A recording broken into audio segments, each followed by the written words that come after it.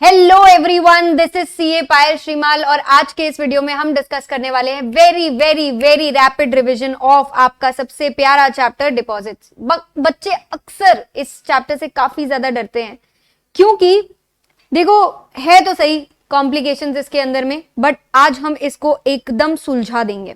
Deposit जो chapter है आपका सेक्शन 73 से 76A तक कवर होता है। क्योंकि इसमें सेक्शंस बहुत कम है इसलिए चैप्टर छोटा लगता है, बट ये ऐसा चैप्टर है जिसमें क्या डिपॉजिट है वो जरूरी नहीं है, क्या डिपॉजिट नहीं होता है वो ज्यादा जरूरी है। 2 क्लॉज 31 में डिपॉजिट क्या होता है भाई, कंपनीज एक्ट में ऐसा किया कि अगर कंपनी ने किसी भी इंसान से कोई भी फॉर्म में पैसा लिया तो पहले तो उसको डेफिनेशन में चेप दिया। मतलब डिपॉजिट बोलो, लोन बोलो, कोई भी फॉर्म में कोई भी पैसा अगर कंपनी के पास गया तो it will be termed as deposit. अब ये बड़ी अलार्मिंग सिचुएशन है क्योंकि यार कंपनी तो कस्टमर को सामान बेचकर भी पैसा लेगी, अगर आप उसे भी डिपॉजिट की डेफिनेशन में डाल दोगे तो उसको भी 73 to 76A लग जाएगा।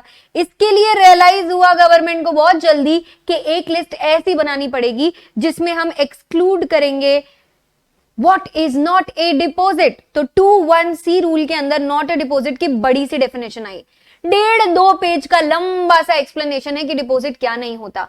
आज हम ये देखेंगे कि कैसे इस डेफिनेशन को बिना याद करते हुए आप एग्जाम की केस स्टडीज मस्त तरीके से सॉल्व कर सकते हो। देखो क्या होता है ना कि इंस्टीट्यूट के पेपर में ऐसे क्वेश्चंस बनते हैं कि 4-5 केस दे दिए और आपको बोला जाता है आइडेंटिफाई करो ये डिपॉजिट है कि नहीं है। बहुत ही सिंपली ये जो ब्लू बॉक्स में दे रखा है that is just a logic, ये लॉ का पार्ट नहीं है। अगर आप इस लॉजिक को याद रख लेते तो बहुत अच्छे से आपको क्लिक हो जाएगा कि कौन सी चीजों को डिपॉजिट नहीं बोलते।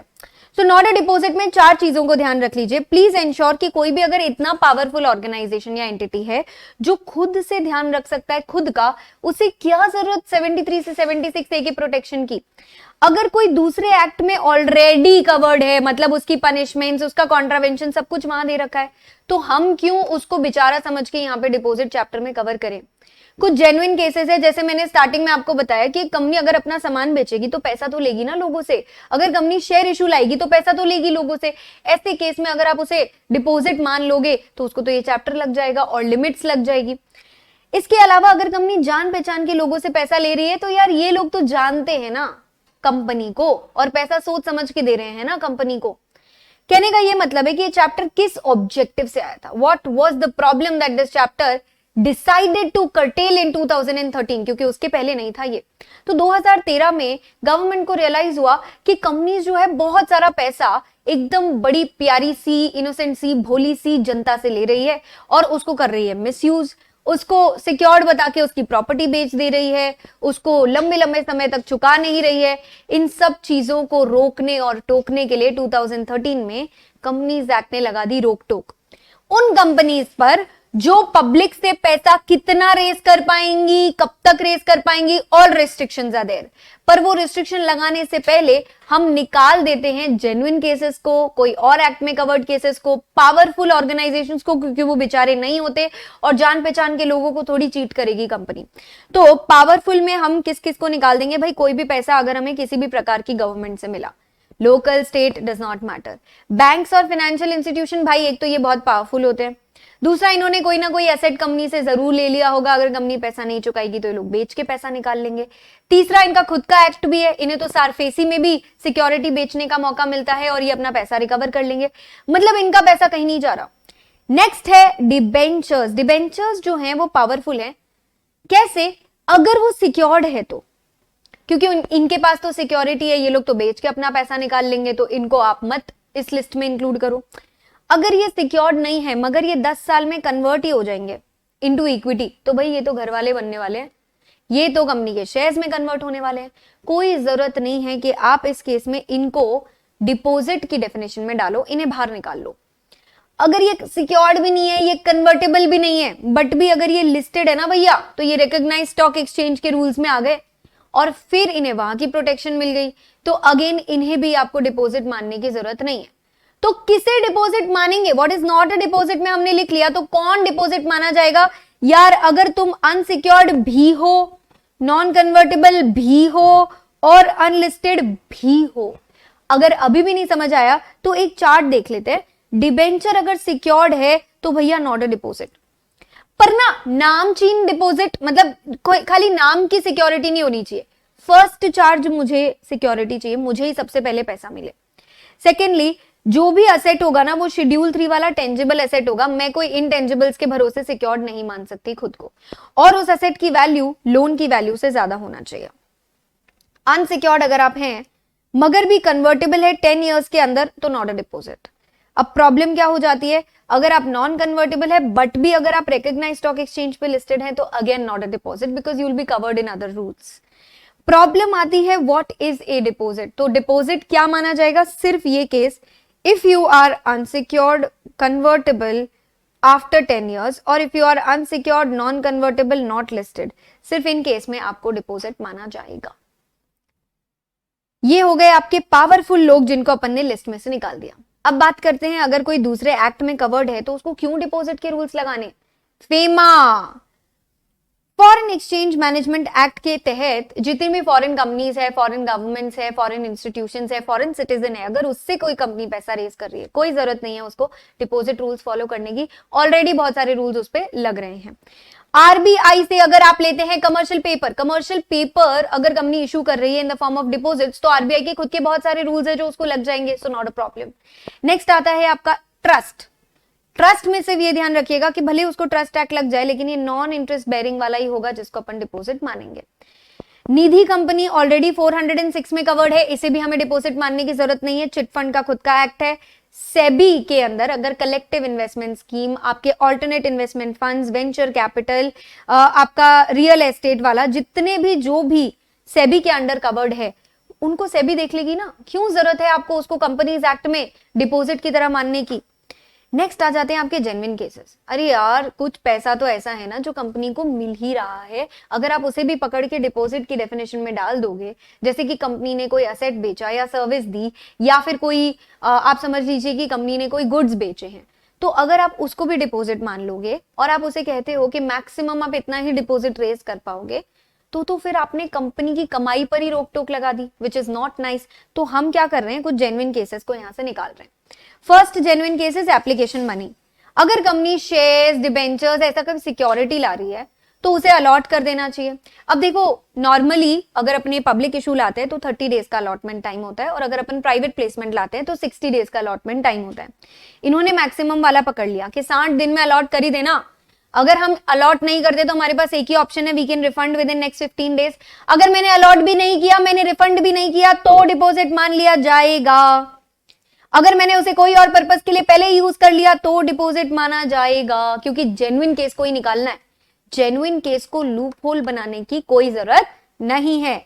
अगला केस है भाई एम्प्लॉई से आपने पैसा लिया है, उसकी एनुअल सैलरी से भी कम या एनुअल सैलरी जितना ये कंपनीज लेती है भैया, ये कंपनीज लेती है बॉन्ड या डिपॉजिट के फॉर्म में, सिक्योरिटी डिपॉजिट के फॉर्म में। तो ये तुमसे लिया है, तुम्हारी एनुअल सैलरी से कम लिया है और उस पर तुम्हें कोई इंटरेस्ट नहीं मिल रहा, तो ये काय का डिपॉजिट हुआ? This is not a deposit, this is a very genuine case where a company wants to keep some sort of a bond between them and the employee. Promoter या रिलेटिव से अगर लेते हो, यार ये प्रमोटर और relative ma'am related person में क्यों नहीं गया, नोन पर्सन में क्यों नहीं गया? क्योंकि ध्यान से सुनिए ये केस, एक प्रमोटर है, उसने एक कंपनी शुरू करी है और उसने लिया है बैंक से लोन। बैंक ने बोला वाह बेटा मुझसे पैसे लेने आ गया, तू खुद कब पैसा लगाएगा? तो उसमें बैंक ने कंडीशन लगाई है प्रमोटर और रिलेटिव पर कि आप भी कंपनी में उतना पैसा लगाओ इन द फॉर्म ऑफ लोन। तो भैया ये एक जेन्युइन केस है, क्योंकि बैंक ने कंडीशन लगाई कि तू पैसा लगाएगा तो मैं पैसा देगा, और उसी कंडीशन को पूरा करने के लिए प्रमोटर या रिलेटिव ने पैसा लगाया है। तो जब तक के ये लोन रीपे नहीं हो जाता तब तक जो भी पैसा प्रमोटर ने लगा रखा है कंपनी में वो एक वैलिड पैसा है और उसे डिपॉजिट नहीं मानेंगे क्योंकि वो जेन्युइन कंडीशन थी। फिर एक ऐसी कंडीशन है स्टार्टअप। भाई ये तो प्रमोशनल स्कीम है, गवर्नमेंट रियली वांट्स कोई तो स्टार्टअप कर लो, तो इसके लिए उन्होंने कहा अगर एक स्टार्टअप कंपनी है वो किसी एक सिंगल पर्सन से सिंगल ट्रांच में 25 लाख से ज्यादा कन्वर्टेबल नोट के फॉर्म में लेती है, ये कन्वर्टेबल नोट 10 इयर्स में कन्वर्ट हो जाना चाहिए। तो अगर कोई स्टार्टअप कंपनी और वो इतना पैसा एक इंसान से एक फॉर्म में ले रही है 10 साल के अंदर कन्वर्टेबल नोट के केस में, तो उसे डिपॉजिट नहीं माना जाएगा। अगला ऑर्डिनरी कोर्स ऑफ बिजनेस, बहुत ही जेन्युइन केस है भाई साहब, वेरी जेन्युइन केस में ऑर्डिनरी कोर्स ऑफ बिजनेस में कुछ कंडीशंस हैं, ध्यान से समझ लेंगे। सबसे पहले सारी सिचुएशंस एडवांसेस को लग रही है। अब क्या होता है ना कि कंपनी एडवांस लेके रख रही है और सर्विस बाद में दे रही है, तो वो तो लोन जैसा हो गया, तो उसे स्पेसिफिकली डेफिनेशन से निकालना बहुत जरूरी था। कुछ कंपनीज होती है जो पहले एडवांस लेती है और फिर गुड्स एंड सर्विसेज सप्लाई करती है, तो ये लोग कह रहे हैं मैक्स 365 डेज हम अलाउ करेंगे। जैसे आप भी बड़ी बड़ी कंपनीज से, ये इंटरनेट कंपनीज से पैसा लेते ही हो ना, आप उनको एडवांस में पे कर देते हो और फिर वो पूरे साल आराम आराम से सर्विस आपको देते रहते हैं, तो उस केस में उसे डिपॉजिट थोड़ी मान लेंगे। 365 डेज में गुड्स एंड सर्विस सप्लाई हो गई है तो उसको मान लेंगे नॉर्मल कोर्स। लेकिन अगर 2-2 3-3 साल पहले का एडवांस दिया है, ऐसा कौन करता है भाई? Not a genuine case. तो जेन्युइन केस में बोला है एडवांस चलेगा for goods and services but supply should be with in 365 days. पर यार अगर लीगल केस चल रहा है तो ये 365 डेज वाली कंडीशन नहीं लगेगी, not a problem. Next genuine cases, immovable property बेचा। अगर आपने भी कोई इमूवेबल प्रॉपर्टी बेचा होगा तो आपको रियलाइज होगा कि इमूवेबल प्रॉपर्टी के लिए सभी लोग पहले एडवांस में टोकन मनी तो ले ही लेते हैं। That token money is representative कि भाई आप अपना कमिटमेंट ऑनर करोगे, वो तो सभी लेते हैं, तो उसको डिपॉजिट नहीं माना जाएगा। लॉन्ग टर्म प्रोजेक्ट है, आपने कोई मशीन कैपिटल गुड बनवाया है किसी से। अब ये कैपिटल गुड्स बनाने का जब आप ऑर्डर देके आते हो कि मेरे लिए ये मशीन बनाओ, तो कोई भी कंपनी होगी वो एडवांस लेगी, क्योंकि भाई तुम्हारे काम के लिए एक स्पेसिफिक मशीन बन रही है, वो मशीन किसी और के काम नहीं आने वाली, तुम्हारे ही काम आने वाली है। तो उस केस में भी अगर एडवांस लिया है तो चलेगा। ये 3 केसेस के लिए अगर किसी भी कारण से कंपनी के पास परमिशन नहीं है कैपिटल गुड सप्लाई करने का, या फिर वो जमीन बेचने का, या फिर वो गुड सर्विस 1 साल में देने का, तो वो एडवांस बन जाता है रिफंडेबल। रिफंडेबल हमेशा 15 दिन में ही रिफंड करना होता है। अगर आपने रिफंड नहीं किया तो उसे डिपॉजिट मान लिया जाएगा। एडवांस और ऑर्डिनरी कोर्सेज अभी खत्म नहीं हुए हैं। कितनी बार ना हम फ्यूचर सर्विसेज के लिए पहले एडवांस ले लेते हैं। जैसे चले जाओ तुम इलेक्ट्रॉनिक्स खरीदने, सभी कंपनी वारंटी देती है 2 साल 3 साल, तो उस केस में 1 ईयर में सर्विस वाला पॉइंट हिट नहीं हो रहा है, उस केस में हिट हो रहा है अगर मैंने कोई फ्यूचर में सर्विस देने के लिए एडवांस लिया है तो आपको कितने पीरियड तक अलाउड है? 5 इयर्स मैक्स हो गया, बट अगर आपका कॉमन बिजनेस प्रैक्टिस उससे भी कम है तो आपको उतना ही टाइम मिलेगा। तो से फॉर एग्जाम्पल कोई ऐसा आइटम है, कोई ईयरफोन्स है जो सिर्फ 2 साल तक के लिए अपन वारंटी पीरियड में खरीदते हैं। यूजुअल प्रैक्टिस इज 2 इयर्स और लॉ ने 5 इयर्स बोला है, तो विच एवर इज लोअर यानी आपको 2 इयर्स लगेगा। पर कॉमन बिजनेस प्रैक्टिस है आपके फ्रिज का 10 इयर्स, तो भी 5 इयर्स ही मिलेगा। 5 इयर्स के बियॉन्ड आप जो भी वारंटी दे रहे हो that will be also counted as deposit. Sectoral regulator ने अगर कहीं पे एडवांस देना आपको अलाउ किया है तो भाई रेगुलेटर ने या सीजी ने हाँ बोला है तो कौन होता है मना करने वाला उसको? फिर वो डिपॉजिट नहीं माना जाएगा।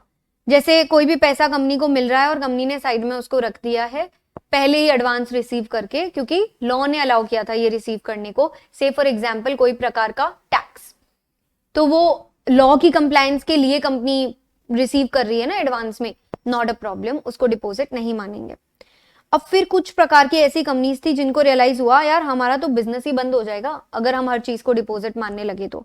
जैसे आप कभी भी ना ये बुक्स या मैगजीन्स पब्लिश करने वाली कंपनीज का ट्रैक रिकॉर्ड देखो, दे ऑलवेज टेक सब्सक्रिप्शन, तो उनका तो सारा पैसा ही फिर एडवांस की तरफ मान लिया जाएगा, जिसे वैलिड नहीं बोलते वो एडवांस नहीं माना जाएगा।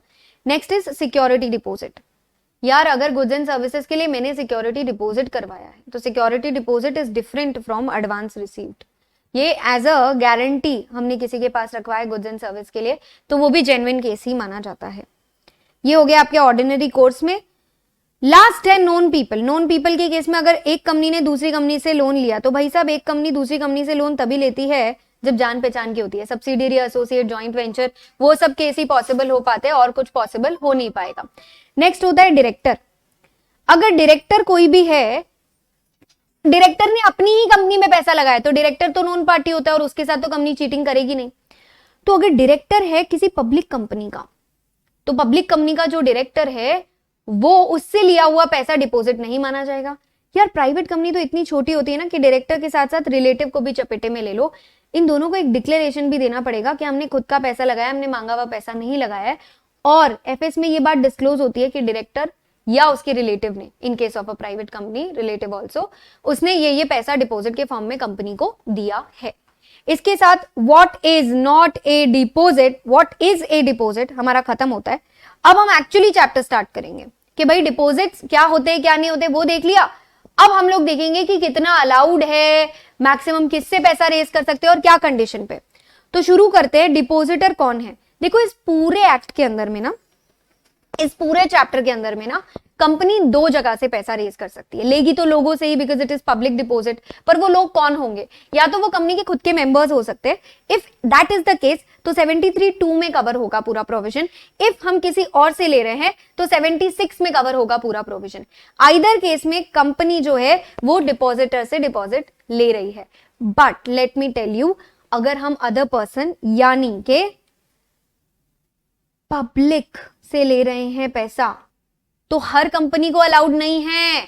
अदर पर्सन से लेने के लिए you must become an eligible company. कितना सही है? 21D, D फॉर डिपोजिटर में डिपोजिटर की डेफिनेशन है, 21E, E for eligible company में एलिजिबल की डेफिनेशन है।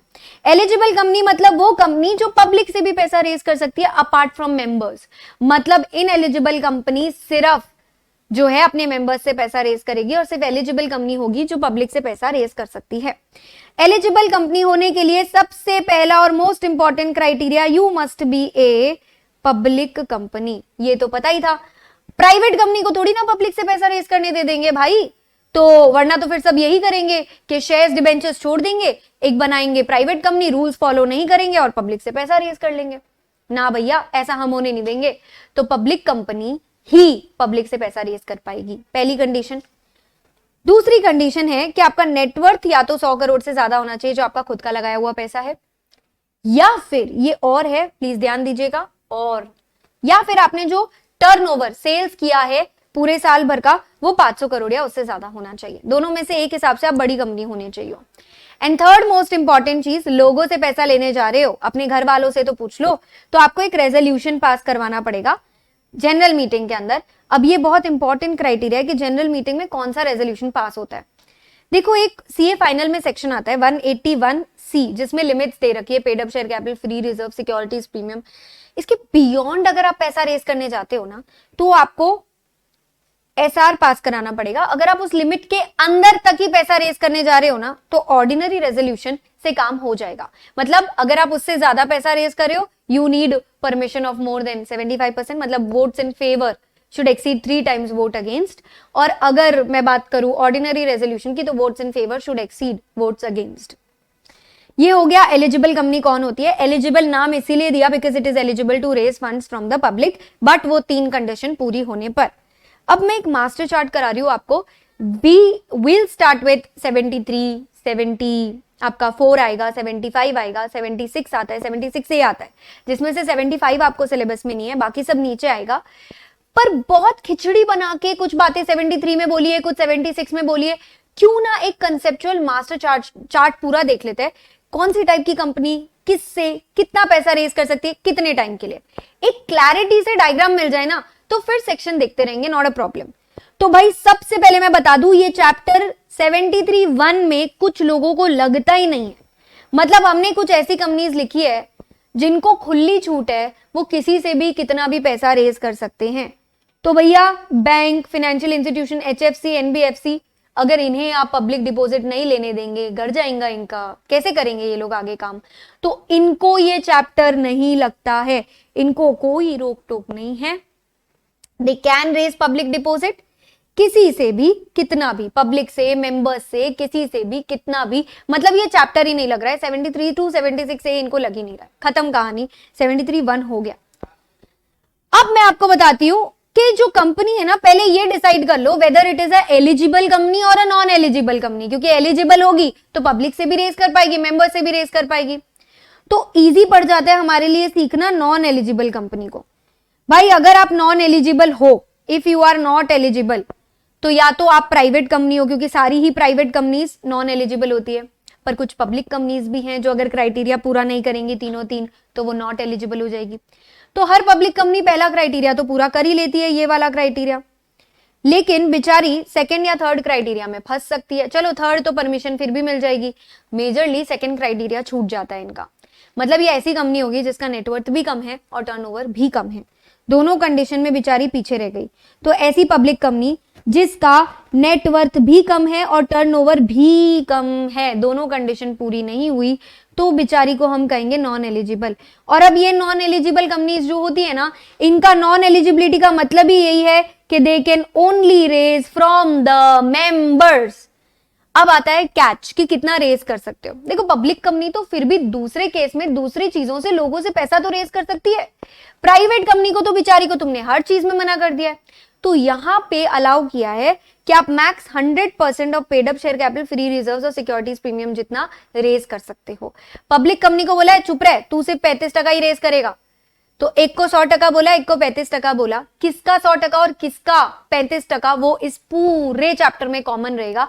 Paid up share capital, free reserves और सिक्योरिटीज प्रीमियम को जोड़ के उसका मैक्सिमम 100%, मतलब इतना का इतना, जितना आपका पेड अप कैपिटल है, फ्री रिजर्व्स है और सिक्योरिटीज प्रीमियम है, उतना का उतना आप वापस रेज कर सकते हो in case of a private company. In case of a public company उसका सिर्फ 35% रेज कर सकते हो, बट क्योंकि आप है इन एलिजिबल इसीलिए आप सिर्फ पूरा का पूरा लेंगे किससे, मेंबर्स से। कुछ एक प्राइवेट कंपनीज को और छूट दे दी, बोले ए तू 100% से भी ऊपर ले सकता है। कब, जब या तो आप एक स्टार्टअप है फॉर 5 इयर्स, आइदर आप स्टार्टअप हो फॉर 5 इयर्स, एक कंडीशन तो ये है। दूसरी कंडीशन में आपको सारे के सारे कंडीशंस पूरे करने पड़ेंगे, मतलब अगर आपको ये छूट चाहिए तो आपको ये सारे कंडीशंस पूरे करने पड़ेंगे। आप किसी की एसोसिएट सब्सिडियरी नहीं होनी चाहिए, आपका borrowing bank, financial institution, body, corporate से जो बोरोइंग है वो पेड अप शेयर कैपिटल का 2 गुना या 50 करोड़, इन दोनों में से विचएवर इज लोअर से भी कम होना चाहिए। और आपने डिफॉल्ट नहीं किया होना चाहिए किसी भी बोरोइंग में, तो आप 100% से भी ज्यादा रेज कर सकते हैं, मतलब मेंबर्स से कितना भी पब्लिक डिपॉजिट आप रेज कर सकते हो, पर याद रखना सिर्फ और सिर्फ मेंबर्स से, क्योंकि भले ही आप 100% से ज्यादा रेज कर पा रहे हो पर अभी भी आप हो तो प्राइवेट कंपनी ही, अभी भी हो तो आप इनएलिजिबल कंपनी ही। ये हो गया नॉन एलिजिबल कंपनी के बारे में। अब बात करते हैं एलिजिबल कंपनी के बारे में। हाँ भैया तू तो एलिजिबल है, तू तो पब्लिक से भी पैसा रेज कर पाएगी, एलिजिबल होने का क्राइटेरिया लिख दो, पब्लिक कंपनी होनी चाहिए और नेटवर्थ या तो 100 करोड़ या उससे ज्यादा होना चाहिए या फिर टर्नओवर 500 करोड़ या उससे ज्यादा होना चाहिए। अब क्योंकि आप एलिजिबल हो तो बधाई हो, आप मेंबर से तो रेज कर ही सकते थे जो कि रूटीन है, यू आर ऑल्सो एलिजिबल। अब आप पब्लिक से भी पैसा रेज कर सकते हो अंडर सेक्शन 76। तो मेंबर्स वाला 73(2) है और पब्लिक वाला 76 है, जिनको अभी अपन कंपैरेटिव एनालिसिस में पढ़ लेंगे। ऑफ कोर्स आपको रेजोल्यूशन भी पास करवाना ही पड़ेगा, जो आपकी तीसरी कंडीशन है। एलिजिबल कंपनी के केस में किससे रेज कर सकते हैं, मेंबर से भी, पब्लिक में भी। तो अब आता है कंफ्यूजन। ये तो कह दिया था कि पब्लिक कंपनी को 35% ही लेना है, तो कितना में तो 35% ही आ गया, पर किससे किस रेशियो में लेंगे वो भी डिफाइन कर दिया है 76 में। बोला है तू पब्लिक कंपनी है ना, तो तू पब्लिक से ज्यादा ले, 25% जैसा आप पब्लिक से ले सकते हो, मैक्स 10% आप मेंबर से ले पाओगे। गवर्नमेंट के केस में ये रोक टोक नहीं है, मेंबर और पब्लिक से किसी भी रेशियो में कितना भी आप रेज कर सकते हो। अब ये सारी बात कर लेने के बाद एक आखिरी बात बता देती हूं आपको बेसिक चार्ट के अंदर कि कितने दिन के लिए डिपॉजिट रेज होता है। So it is fixed criteria, आप कोई भी हालत में जो डिपॉजिट रेज करोगे वो 6 मंथ्स टू 36 मंथ्स के लिए होना चाहिए, मतलब ज्यादा से ज्यादा 3 साल, कम से कम आधा साल। आधे साल से कम तो नहीं चलेगा, नहीं चलेगा बोल दिया ना मतलब नहीं चलेगा, अरे बट मेरे को बहुत नीड है, थोड़ा छोटा करने दो ना टाइम पीरियड, तो उस केस में आपको 10% of paid up share capital, free reserve, securities premium allow किया है, जो 6 मंथ से कम हो सकता है। 6 मंथ से कम, बट फिर भी किसी भी हालत में 3 मंथ से ज्यादा होना चाहिए, ये उनकी शर्त है। तो ये भी कम से कम 3 महीना का तो होना ही चाहिए, 10% भी कम से कम 3 महीना का तो होना ही चाहिए। 6 मंथ से कम हो सकता है बट 3 महीने से कम तो कोई डिपॉजिट नहीं हो सकता। ये बात तो एकदम क्लियर हो गई हमारी। So this was the master chart. अब फाइनली पढ़ लें सेक्शंस, बहुत, what is a deposit, what is not a deposit, deposit का मास्टर चार्ट। अब जाकर के बारी आती है चैप्टर की, सेक्शन की। तो 73 acceptance of deposit of members. Member से लेना है तो कम रोक टोक लगेगी क्योंकि ये तो घर के लोग हैं ना। घर के लोगों के केस में कंडीशन देखो, एसआर या ओआर तो पास करना ही पड़ेगा। अरे कोई भी चीज, कोई भी परमिशन लेते हैं तो रेजोल्यूशन तो पास कराएंगे ना। मोस्ट इंपॉर्टेंटली एक सर्क्यूलर है, ये सर्क्यूलर सबसे पहले आरओसी को भेज दो। This is the invitation. Members को घर बैठे सपना थोड़ी आएगा कि आप डिपॉजिट रेज करना चाहते हो, अब पहली बात तो मेंबर्स से डिपॉजिट रेज करने में बहुत लोग दिमाग में सोच लेते हैं ये सेक्शन सिर्फ प्राइवेट कंपनी को लगता है। ना भैया, ये section private company public company दोनों को लग रहा है, जो भी मेंबर्स से डिपॉजिट रेज कर रहा है। पर ये सेक्शन जो होगा acceptance of deposit from public, ये पक्का सिर्फ एलिजिबल पब्लिक कंपनी को ही लगेगा। ये section only to eligible company, क्योंकि वही एलिजिबल कंपनी ही तो रेज कर पाएगी। और ये सेक्शन जो है एलिजिबल हो या इनएलिजिबल हो उससे फर्क नहीं पड़ता है, दोनों को लगेगा ये सेक्शन। ठीक है, कंडीशन नंबर 1 रेजोल्यूशन पास कर देना। कंडीशन नंबर 2 एक इन्विटेशन एडवर्टाइजमेंट पहले आरओसी को 30 दिन पहले ही भेज देना। आरओसी को भेजने के बाद मेंबर को भेजना 30 दिन बाद। फॉर्म होगा डिपॉजिट का पहला फॉर्म डीपीटी 1 आरपीएडी या स्पीड पोस्ट से भेजना। घर बैठे मेंबर पढ़ेंगे, मनी मन मुस्कुराएंगे, अच्छा लगेगा तो पैसा भेज देंगे। ये एड न्यूज़पेपर में भी डालो, प्राइवेट कंपनी के केस में नहीं जाएगा, लेकिन ये सेक्शन तो दोनों को लगता है, इसलिए इन्होंने रूल तो बनाया है। हालांकि हम प्राइवेट कंपनी को मना कर देंगे ये करने से। अब न्यूज़पेपर हमेशा आपको भी पता है एक इंग्लिश एक वर्नाक्यूलर होता है, और वैलिड कब तक होगा ये एड देखो, दोनों सेम ही डेट बोली है, कान इधर से पकड़ो कि उधर से पकड़ो। कह रहे हैं साल खत्म होने के 6 महीने तक वैलिड रहेगा, या फिर एजीएम जब हो गई तब तक। पर अगर एजीएम नहीं हुई तो last date on which AGM should have been held, पागल बनाता है। Last date on which AGM should have been held भी तो 6 मंथ्स ही होता है, सितंबर एंड ही तो डेट होती है हमारे केस में। तो सर्क्यूलर क्या हुआ भैया, सर्क्यूलर एक फुल डिटेल हो गई कि कंपनी का फाइनेंशियल पोजीशन कैसा है, क्रेडिट रेटिंग कौन सा है, ए बी कौन सा आपका क्रेडिट रेटिंग है, अपने पास कितना पैसा ऑलरेडी पेंडिंग है और कितने डिपॉजिटर्स ऑलरेडी है, ये बता के हम लोगों को कह रहे हैं ए देना, मेरे को पैसे का रिक्वायरमेंट है। So this is the circular that we issue. अगली कंडीशन, कौन देगा तेरे को पैसा, तेरा पहले से डिफॉल्ट बाकी है तो तुम्हें क्लैरिफाई करना पड़ेगा मेरा अब तक कोई डिफॉल्ट नहीं हुआ है। ये कंपनी बोलेगी तो कोई विश्वास अकेले करेगा नहीं, इसीलिए स्टैट्यूटरी ऑडिटर से लिखवाओ कंपनी ने डिपॉजिट और इंटरेस्ट रीपेमेंट में कोई डिफॉल्ट नहीं किया है। अगर किया भी था तो वो 5 साल पहले गंगा नहा चुके हैं, मतलब all this default was made good at least 5 years has elapsed from that date. इसके बाद एक डीआरआर अकाउंट, ये आपको पता है ये बिल्कुल डिबेंचर की लाइन पे जा रही है चीजें। डीआरआर अकाउंट डिपॉजिट रीपेमेंट जो अकाउंट है वो भी सेम 30 अप्रैल के पहले बनाना है। कितना पैसा डालना है उसमें भाई, अगले 31 मार्च तक, मतलब नेक्स्ट 11 मंथ्स के अंदर तुम जितना भी रीपे करने वाले हो उसका 20% एक सेपरेट शेड्यूल्ड बैंक अकाउंट में डाल देना। और इसको खबरदार किसी और पर्पस के लिए यूज किया तो इसको सिर्फ पैसा रीपेमेंट में यूज किया जाएगा। नेक्स्ट, अगर सिक्योर्ड डिपॉजिट देता है ना तभी सिक्योर्ड डिपॉजिट बोलने का मतलब कुछ ना कुछ असेट गिरवी रखना है, नहीं रखा है, नहीं किया है तो सिक्योर्ड नहीं बोलने का। हर सर्कुलर फॉर्म एड में चीख चीख के बताने का अनसिक्योर्ड है, तेरे को पैसा लगाना है तो लगा, मैंने कोई सिक्योरिटी रखी नहीं है। This is like a warning to the people. ये हो गई कंडीशंस आपकी जो स्पेसिफिकली आप मेंबर से रेज करते टाइम लगा रहे हो। एक बात बताना चाहती हूं, मेंबर्स पे जो कंडीशंस लगती है वो ऑटोमेटिकली, यार पब्लिक से रेस करना तो और ज्यादा खतरनाक है ना, they are strangers to the company, तो उस केस में तो ये सारी कंडीशन लगती है, एक्स्ट्रा कंडीशंस और लगती है। मतलब 73(2) वाली कंडीशंस इधर लगी रही है, उसके अलावा वाली कंडीशंस और लगेगी। अब लेकिन बहुत ही एब्सर्ड कंडीशन है, सोचो 2 मियां बीवी ने मिलकर एक प्राइवेट कंपनी खोल ली और वो खुद ही कंपनी में अगर पैसा लगाना चाहते हैं तो क्या वो लोग रेजोल्यूशन पास करेंगे? चलो कर भी लिया, खुद ही को सर्क्यूलर भेजेंगे, खुद ही के केस में नो डिफॉल्ट सर्टिफिकेट साइन करेंगे, खुद ही डीआरआर में पैसा डालेंगे ना भैया। These 3 conditions are not applicable to private companies।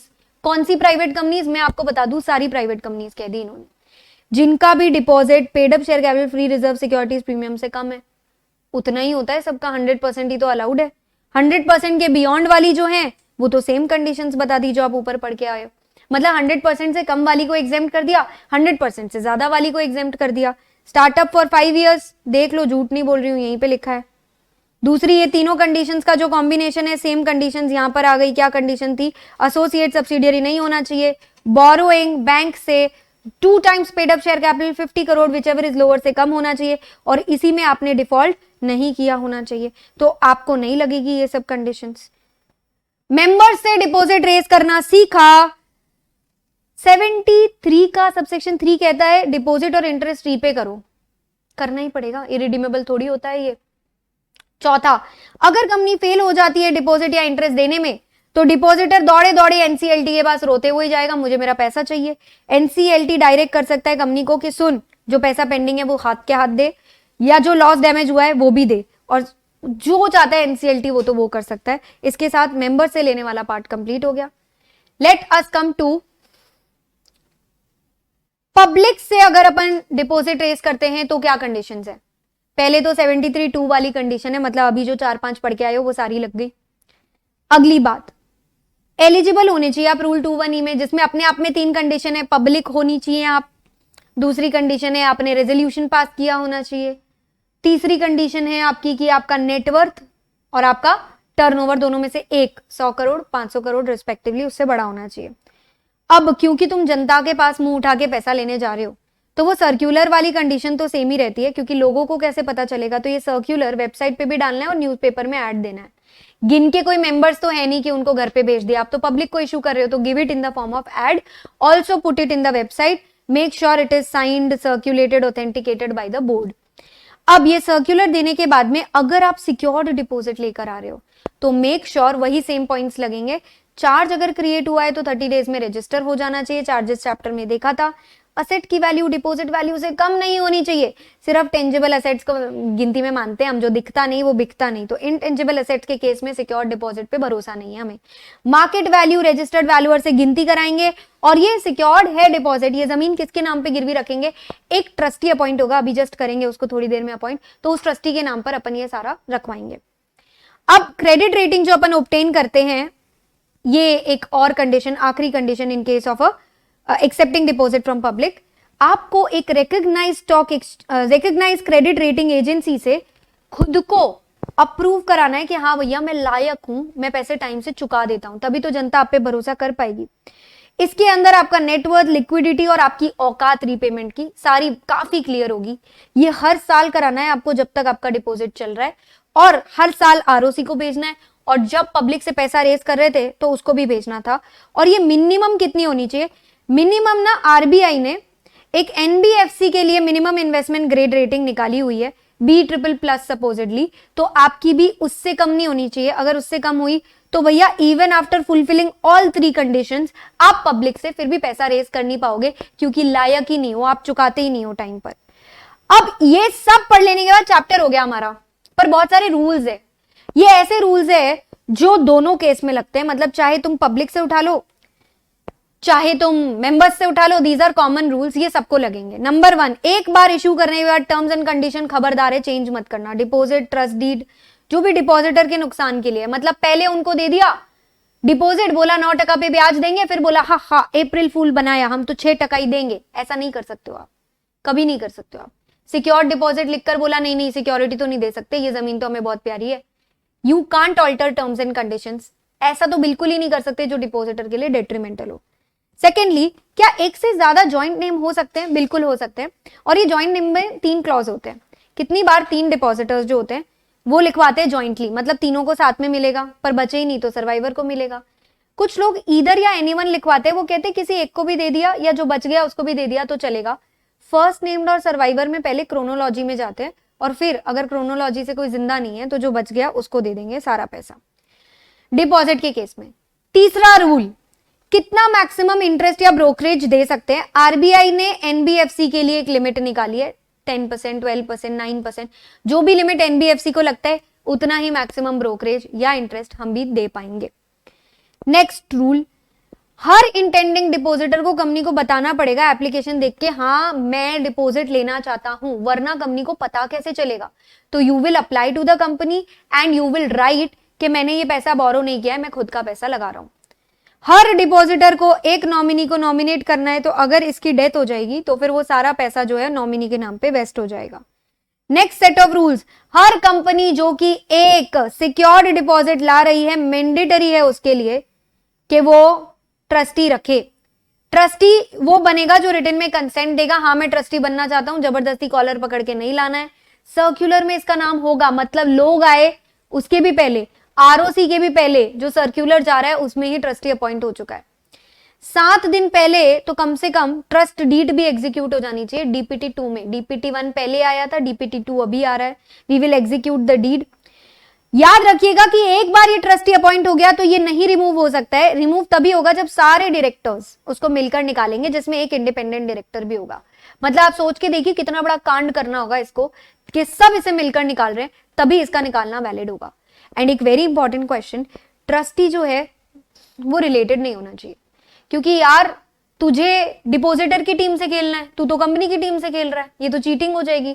तो ट्रस्टी एक ऐसा आदमी होना चाहिए जो भाई डायरेक्टर, केएमपी, एम्प्लॉई, डिपॉजिटर खुद तो नहीं चलेगा, इनके रिलेटिव्स भी नहीं चलेंगे। और ये सिर्फ कंपनी में नहीं, सीएच ऐसे किसी में भी नहीं होना चाहिए, डायरेक्टर, केएमपी, एम्प्लॉई, डिपॉजिटर। ये इंडेटेड नहीं होना चाहिए, नॉट ओनली टू सीएच ऐसे बट ऑल्सो एसएफएच में भी ये इंडेटेड नहीं होना चाहिए। Company holding subsidiary, associate holding की सब्सिडियरी में आप इंडेट नहीं होने चाहिए। आपका कोई मटेरियल पेस्यूनियरी रिश्ता नहीं होना चाहिए। आप प्रिंसिपल डेट्स की गारंटी नहीं लिए हुए होने चाहिए, क्योंकि हमें चाहिए एक ऐसा आदमी जो खुल के चुगली कर सके, जो खुल के अपनी मर्जी में रह सके, जो खुल के डिपॉजिटर का साथ दे सके। ऐसा नहीं कंपनी की पूछड़ी बनकर घूम रहा है। अगला पॉइंट जो है आपका, कंपनी को जैसे ही पैसा रिसीव हुआ ना डिपॉजिटर से, वो 21 दिन में उसको एक रसीद दे देगी कि हाँ भाई ये फिक्स डिपॉजिट रिसीट जैसा ही हो गया। You will get a receipt जिसपे ऑथेंटिकेशन होगा कंपनी के बोर्ड का कि हाँ भाई आप अब जो है वैलिड डिपॉजिटर है। इस पे तारीख लिखी होगी, नाम होगा, एड्रेस होगा डिपॉजिटर का, कितना अमाउंट है, क्या रेट ऑफ ब्याज उसको मिलता है और किस दिन हम ये पैसा वापस लौटा देंगे, ये डिटेल्स आप उसको दे दोगे।